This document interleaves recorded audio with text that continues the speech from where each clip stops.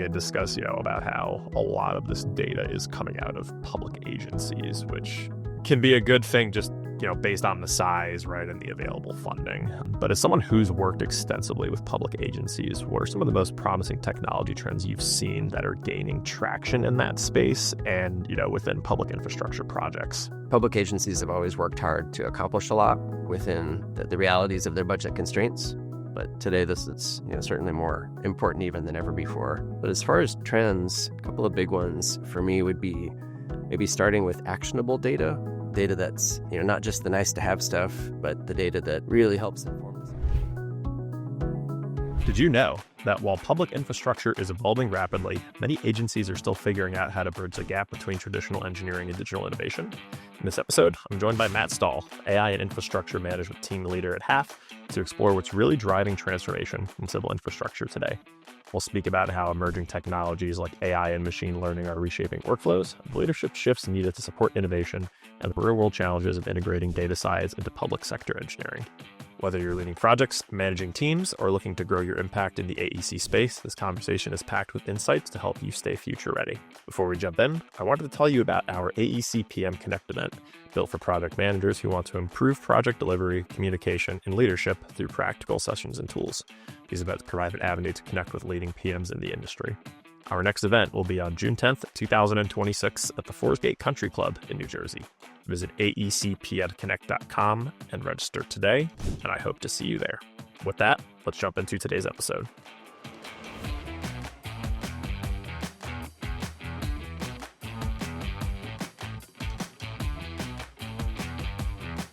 Okay, it's now time for our conversation of the week with Matt Stahl. Matt, welcome to the show, and thank you so much for taking the time to join us. Yeah, definitely, Nick. Great to be here. Absolutely. So Matt, I think we had first connected, I want to say I think it was an article that you wrote in one of the, professional org magazines. So I was really excited to just get to know you a little bit more about your work, share it with the audience. So we'll jump right in. Matt, can you share a little bit about yourself and the path that led you to your current role in civil infrastructure and technology integration? Yes, for sure. So my background originally was more from the science perspective. I did my undergrad in biology, and so I had some early formation in experimentation and the scientific method, and then later on came back to engineering with that structured approach to problem solving. Thinking about what do we know, what do we need, what steps should we take to get to a solution, and then a lot of my early career was focused more on water wastewater. So I did a lot of working with models, understanding spatial data, tabular data, working with GIS, and also getting into code-based platforms. And then more recently, I kind of gravitated more into working with storm drain systems and drainage. And that, besides just the type of utilities that I've worked with more, it's helped me to understand larger agency needs, both on the public and the federal side, and the need to develop programmatic approaches to help those agencies solve their problems, and really thinking about the contributions of multiple stakeholders and interest groups. And then here most recently, the data science piece has been a fascinating world of techniques and tools that I've kind of gotten more into, and I think it's the closest thing we have today to a crystal ball. I sometimes like to think about it that way. Just the ability to leverage the science and engineering and all the data that's out there today to help utilities solve problems. I think, and Matt, we had chatted earlier about how I would say like that vertical in civil engineering, so water, wastewater, utilities, it's a boon because in the age of like everybody's talking about AI, but as it's all about like the data that you have, and it seems to be easier to come across data like in this vertical / niche than maybe some of the others that we have in civil. Yeah, I definitely agree with that, Nick. The data that comes out of water systems and to an extent wastewater systems, it tends to have more of a timestamp to it. It's got that time piece because when the water main breaks, we know about it pretty quick. If there's a sanitary sewer overflow, we need to know about that pretty quick. It gets reported, it generally gets addressed more quickly just because of the nature of the problem. And then thinking that those are kind of outside the fence examples, but inside the fence in treatment plants, we have SCADA monitoring equipment. And so all of that data is generally it's just monitored more closely. So we really know, when those events happen, and that adds a lot of richness to those data sets, because we can, not just look at one snapshot of what's going on in that system or that particular asset, but we might get, a reading once a week or every day or every minute. It can even be kind of data overload. But yeah, those are really rich data sets to work with. And continuing on that note, we had discussed, about how a lot of this data is coming out of public agencies, which can be a good thing just, based on the size, right, and the available funding. But as someone who's worked extensively with public agencies, what are some of the most promising technology trends you've seen that are gaining traction in that space and, within public infrastructure projects? Yeah, so public agencies, I think really now more than ever before, are hyper-focused on ensuring a strong balance of value, for the work that they're doing and for what they're focusing on. Public agencies have always worked hard to accomplish a lot within the realities of their budget constraints. But today, this is certainly more important even than ever before. But as far as trends, I think a couple of big ones for me would be maybe starting with actionable data. So by that I mean data that's not just the nice to have stuff, but the data that really helps inform decisions for leaders. The agency program leaders for public agencies, they need information they can rely on and act on.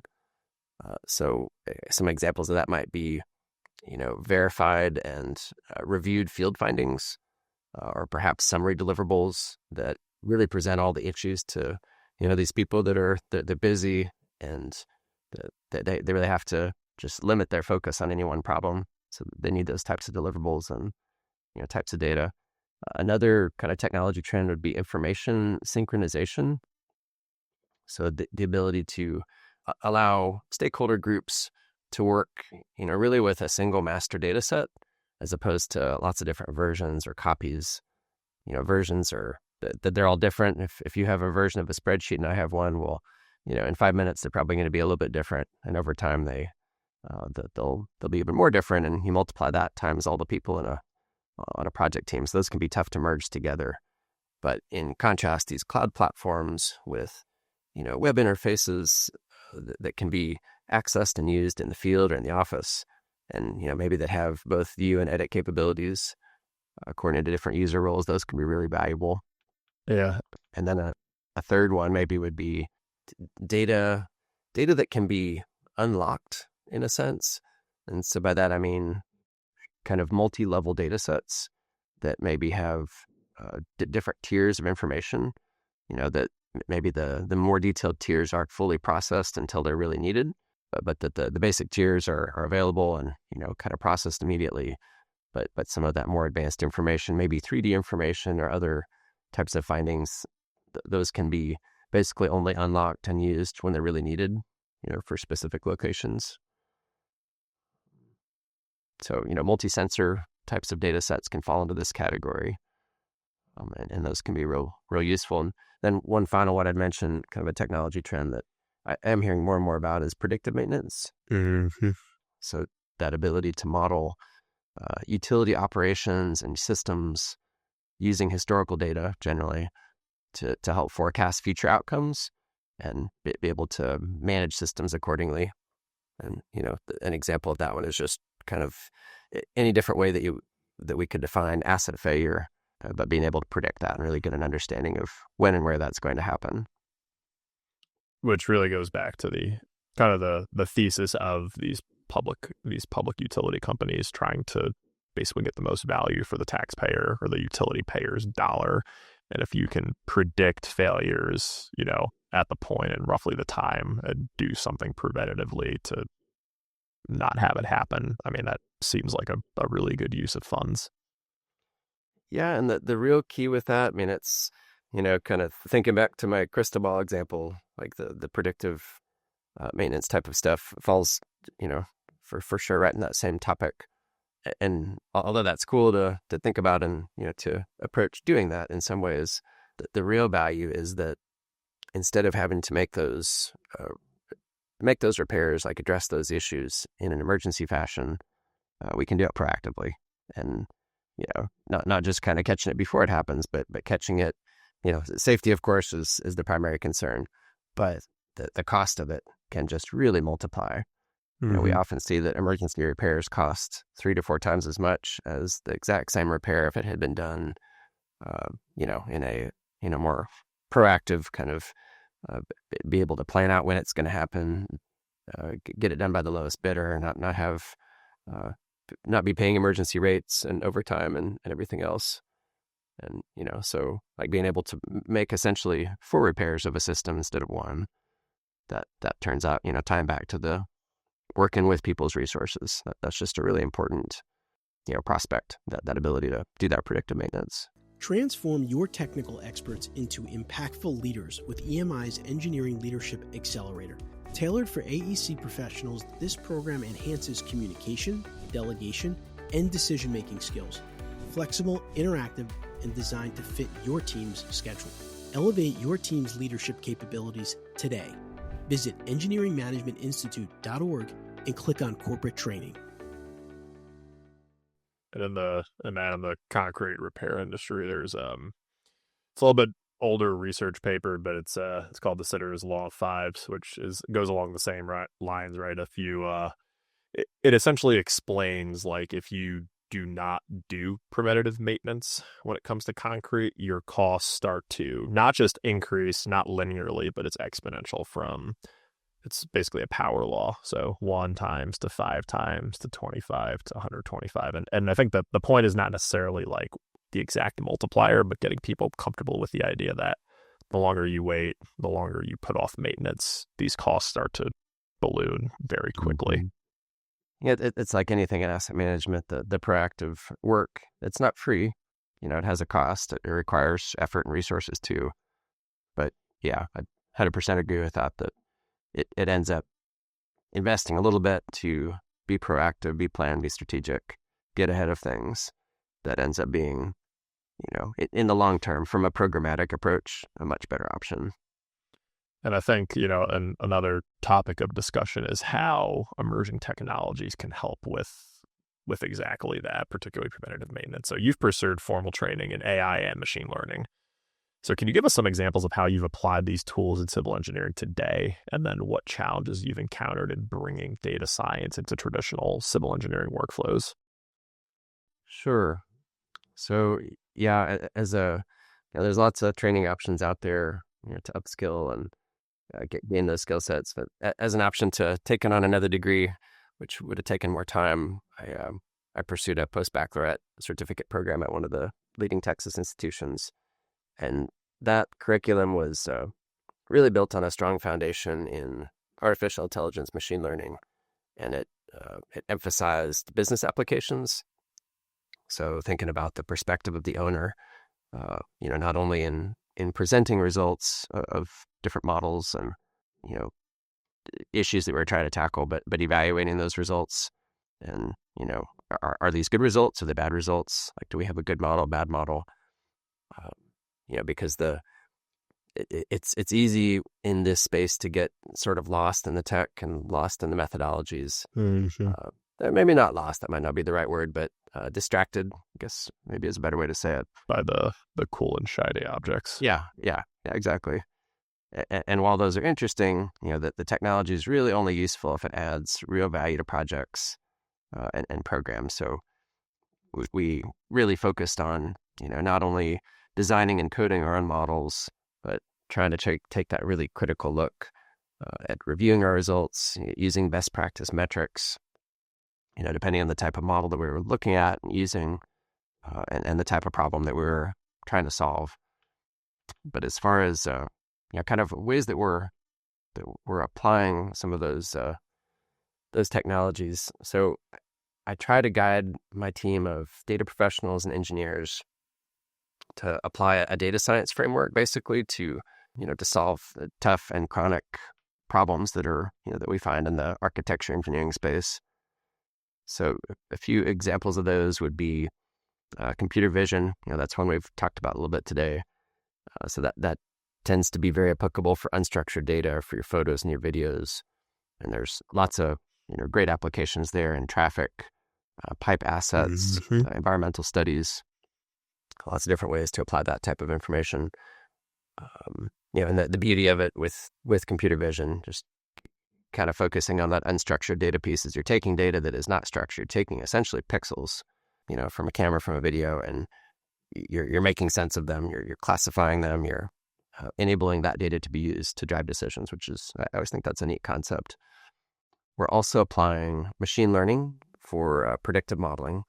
So forecasting different types of failure, failure primarily in high consequence locations and assets. So that might be in storm drains, it might be sanitary sewers, maybe it's flooding locations, maybe it's channel erosion. There's a lot of different ways to apply that.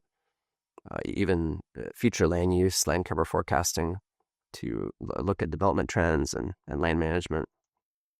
So that one's probably my favorite, the predictive modeling. And then the third way would be geospatial AI and using that to build better inputs to, at this point, the drainage modeling efforts. So that might be part of part of flood studies, part of master plans. So essentially using that geospatial AI and those techniques to build better inputs for those models. So that might be, impervious cover, it might be wetland delineation, might be surface roughness. There's a lot of different applications there. And and to the audience, if you're not familiar with like the concept of computer vision or unstructured data, it's essentially, and correct me if I'm wrong here, Matt, but just having the computer do what we would do. So in the example of maybe like a concrete lined pipe, if you start seeing cracking or spalling or other defects where we, over years of experience, understand the deterioration mechanisms and what that means in the grand scheme of the project, you're trying to teach a computer to do the same thing with training data and essentially saying, hey, this is what a crack looks like. This is what a spall looks like. Mm-hmm. Yeah, for sure. And that's the real time saver with the computer vision is it's like you say, Nick, taking that ability to identify objects and point them out, identify when and where they happened. But instead of somebody having to sit and watch hours and hours of video or photos, train a machine to do that and to do it pretty well, and not get tired, not get coffee, not need coffee, be able to run overnight if needed. Which a lot of time saving benefits there. And then the faster, if you can just miles of pipe, if you have computer vision, so you label all that data and you can do your QA/QC and maybe get bid documents out the door faster with better probable costs. I mean, it's the possibilities are very exciting. It's just a little bit different than I think the traditional way of doing things, which can start to scare people a little bit, I think. And I think like part of that is like change management leadership, the people part of this. So how has your leadership approach changed in response to the increasing role of emerging technology in civil infrastructure asset management? Yeah, it's been a challenge with the advent of all these new technologies. We have basically more tools in the infrastructure tool belt than we've ever had before. So, on the one hand, that's good. It's nice to have options and kind of have more potential solutions to choose from, but it also creates more decision points that have to be evaluated. And again, the kind of this concept of getting a little bit lost or getting distracted. It's easy to get lost and to lose a lot of time by kind of getting stuck too much in the technology. It's all very interesting, but it can be complex. And so even just, for some of the newer techniques, getting to sort of a base level of understanding of how things work and how they might apply, again, that can take a lot of time. So in leading a group of engineers and data professionals to help public and federal agencies solve infrastructure challenges, I think I've become a lot more focused on a problem-first approach is kind of how I think of it. And so by that, I mean, instead of starting with, solutions and starting with the shiny objects and the tech, I really try to start instead with, what are the problems, that we're trying to tackle. Get a really a strong understanding of the problem at hand. A lot of times that can start with a needs analysis, with an agency, and just getting a good understanding of that problem, and then that's closely followed by taking a hard look at the information that's available, as well as the information that maybe is planned to be collected or developed, and also thinking about resource constraints, budgets and people, and just kind of establishing what we have to work with. And really only then do we look at what solutions might make sense, which ones can add value. But I find more and more it's really important to cut through the buzzwords and the tech hype, and just really focus on those basic questions. Again, what's the problem we need to address? What are we trying to accomplish ultimately? And it kind of takes the technology, takes the personality away, in a way out of the equation, and lets us focus more directly on those real solutions and try to establish what makes sense for the agency. And I love that approach. It's very similar to the one I take in my day-to-day work, right? And there may be some sales and marketing professionals that don't like that because, right, they've got a whole different perspective on it. But when it comes from, the engineer and talking to the client, you're trying to do what's best for them. And it's not about the techniques or the technology. It's about solving business problems. And I agree, cutting through the hype, cutting through the buzzwords and the BS to actually trying to figure out like what's your problem and how can we help you. That's right. Just the foundation of doing business. Yeah, I know when I, just as an aside, when I first got into consulting, I was a little bit intimidated, by the idea of selling and kind of being a used car salesman, so to speak. And I didn't feel like I could really get behind that. But what I can really get behind is connecting clients that have real problems with good solutions. Like that's 100%, something that is meaningful to me and worthwhile, and it's needed, because our agencies are so busy. They wear so many hats, have, so many different responsibilities and big decisions to make. And so I think that's a role that's needed in the market is, the consultants, the trusted advisors that can help connect those agencies with some of these new tech, solutions that are out there, and help sift through that in some cases, and just connect agencies with solutions. I think that's definitely an important goal.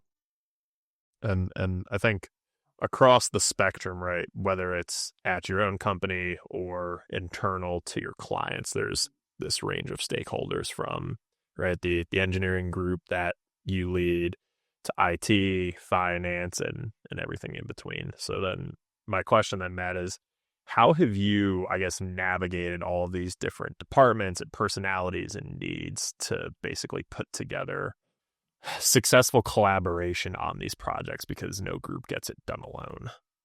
Yeah, so I think when working with these groups that, like you say, most of the time have many stakeholders, different perspectives, different interests, it's important to be strategic and to recognize that all the different stakeholders, bring something to the table.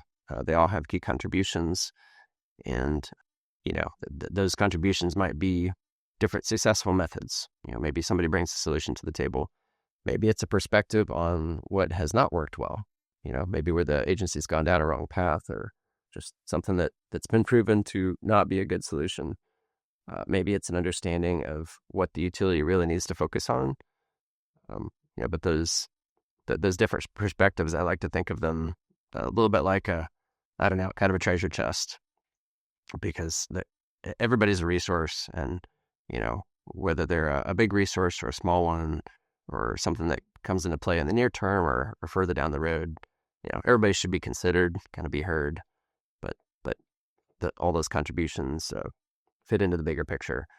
And so usually to help get an understanding of all those resources and how they can play in, It's helpful to conduct a needs analysis, resource analysis, especially for the agencies that are looking to do something at a bigger scale, kind of a programmatic approach.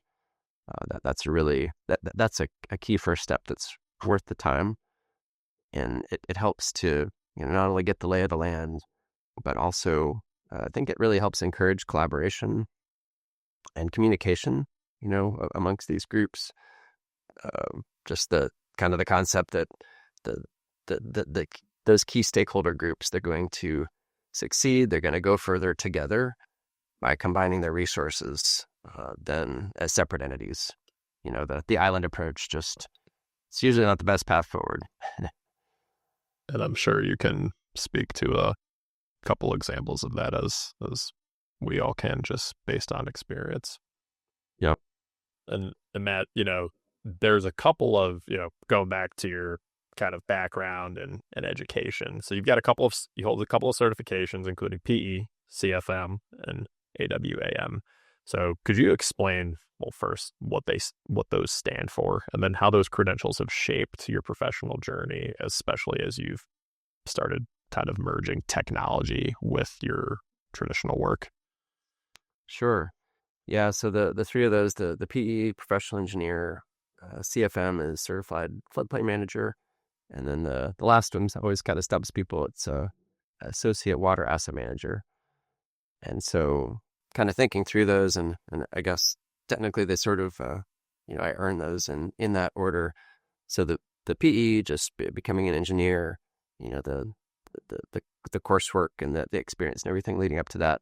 I think looking back, it helped me to develop a mindset of curiosity and evaluating, the information that we have at hand to bring insight to the problem that we're trying to solve, and just the kind of that problem solving mindset, using an organized framework, trying to find the right tool for the job, all those things.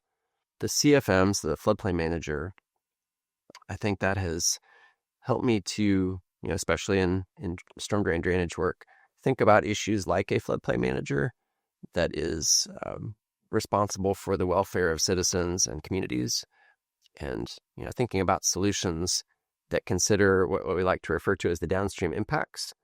So in projects we are talking about that usually kind of in a spatial context of physically what's downstream, what will be impacted. But I think that also really applies in a more philosophical sense, just thinking about future impacts. How are the changes that we're making today or proposing to make today, or maybe even the solutions we're considering, how are those going to impact people in communities in the future? And then the last one, the water asset manager, that's really brought in the asset management piece and thinking about utility systems as as systems of many assets, many parts, each one having generally a specific job, specific functions, and thinking about systems like that, always trying to gain a strong, good working understanding of how those parts fit together. And then, that's kind of more on the hardware of systems, but applying really that same concept to working with a team of engineers and professionals and thinking about people's roles and responsibilities, trying to be clear about those, have benchmarks, all be working together kind of to further a plan that all those things really pave the way to successful programs and projects. So I think those certifications have all influenced me in those different ways. Yeah, and just kind of influence how I see projects and clients and their problems and try to approach those. I do like the kind of the metaphor you gave, right? Like literally downstream working in water, but how it actually impacts. It just goes back to people, because that's why we do what we do, and then how it affects the people in both the internal to these organizations that you guys serve, but also then the public, right? Because they're ultimately the end users of the product that these utilities deliver. Mm-hmm. No, for sure. So Matt, I really appreciate you taking the time to join us today. Any final piece of advice you'd like to share with engineers and other AEC leaders that are looking to future-proof their careers through innovation, particularly as we just see a lot of change coming down the pipe? Yeah, I guess maybe I'd piggyback off of the one you just hit on there, Nick, of that downstream approach in terms of being strategic in how we use technology. As we're looking at the latest and greatest methods that are out there and these innovations, it's important to consider those and evaluate them, but also to really turn an eye to past solutions, what's been tried, what's worked, and evaluate what can we learn from those successes and failures too. Because if we can acknowledge where we've been in the past and, also kind of combine that with the resources and the limitations that we have today and think about what we wish to achieve, especially in the near term, kind of that 5 to 10 year window, I think this really helps inform where we ought to focus, valuable resources next and help agencies to do that too. Beautiful. Matt, thank you again for joining us today. If the audience wants to connect with you, maybe ask you any more questions about what we've discussed today, what's the best way for them to reach you? Best way to reach me is probably over email. Mm-hmm. So my email, I can give that off. That's okay, Nick. Mm-hmm. It's mstahl@halff.com. So mstahl@halff.com. Yeah, I'd be happy to dialogue with folks. And, these, as I was mentioning to Nick before we got started, these kind of conversations it's fun to sort of step back and, look at the bigger picture. It's important to do that, right? Remember why we're doing these things, how it fits in. And I'm always fascinated by different use cases that people come up with for technology and solutions, and as well as some of the problems that people are facing. So, yeah, please feel free to reach out. And Nick, thanks for having me on today. It's a great conversation. Absolutely. Yeah, my pleasure. And, I'm really glad we got the opportunity to do this. So, Matt, we'll make sure to put your email in the show notes so everyone, if they are listening, maybe don't have a pen handy, can reach out if needed. But yeah, absolute pleasure. And thank you so much again for taking the time. Yes, thank you. Appreciate it, Matt. Till next time. Please remember, you can find the show notes for this episode at aectechpodcast.com. There, you'll find a summary of the key points discussed in today's episode, as well as links to any of the resources, websites, or books mentioned during this episode. Until next time, I wish you the best in all your engineering and technology endeavors.